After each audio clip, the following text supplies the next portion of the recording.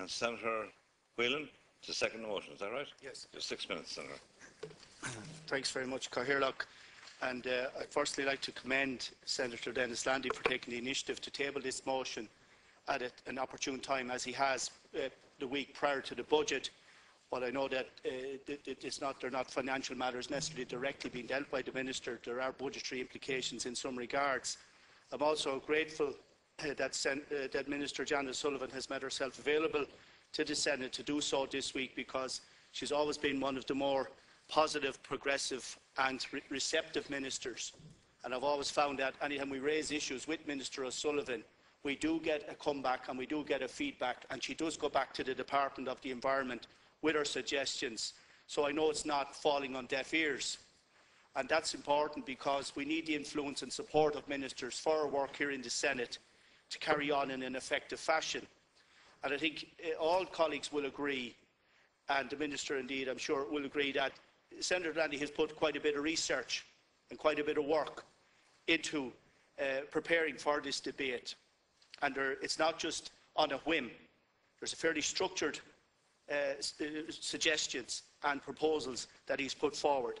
And at the outset, I would like to second his proposal, calling on the Minister to go back to the Department of the Environment and to initiate, arising out of next week's budget, a task force that would sit in a short, sharp shock type of way to bring forward immediate proposals that would have an immediate effect going into the winter months, going into the Christmas shopping period and into the spring, that would help rejuvenate and support Main Street.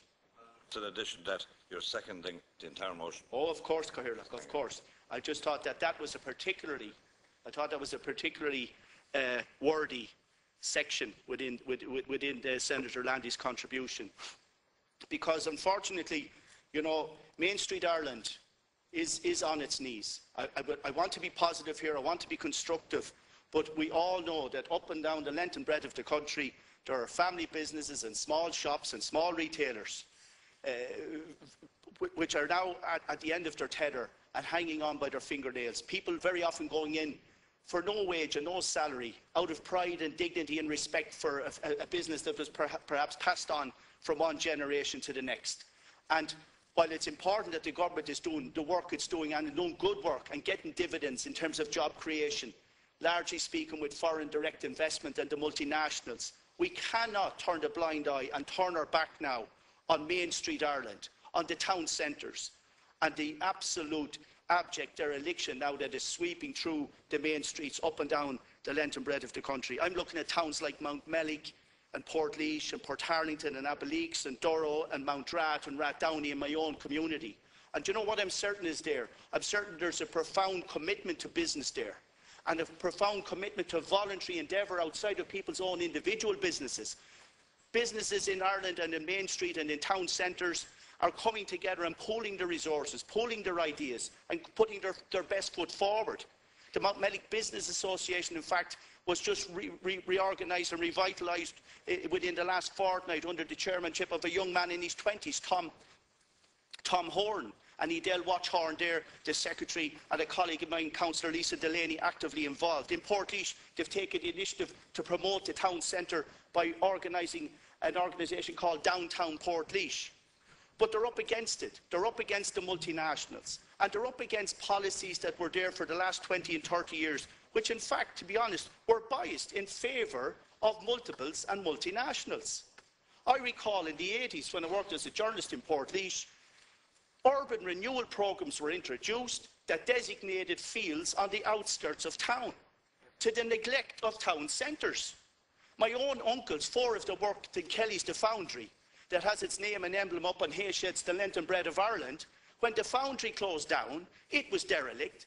And what did the then government do? It came along and designated a field on the edge of town, which took the entire heart out of the town centre of Portlaoise, which it continues to struggle against, and put it at a severe disadvantage, because these new supermarkets received rates free and tax incentives and parking facilities, which the town centre and the main street and the small businesses simply could not cope with.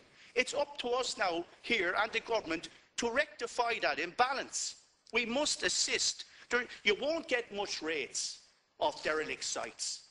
You won't get much rates off a business once it pulls down the shutters. And we must stop the decline now. The government has been doing a firefighting exercise to try and put the country back on its feet, and I commend them for that. All the ministers have been working hard towards that. But we now must make sure that we don't lose any more small family businesses. The gathering was a huge success. Tourism remains at the heart of our strategic and our corporate or our policy in terms of economic growth. But you won't get too many tourists into the country to visit Tesco and Lidl and Aldi. People don't come to see that. And I welcome consumer choice and consumer competition.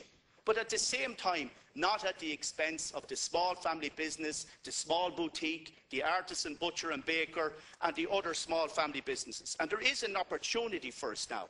There is an opportunity for us to help organisations that are there on the ground.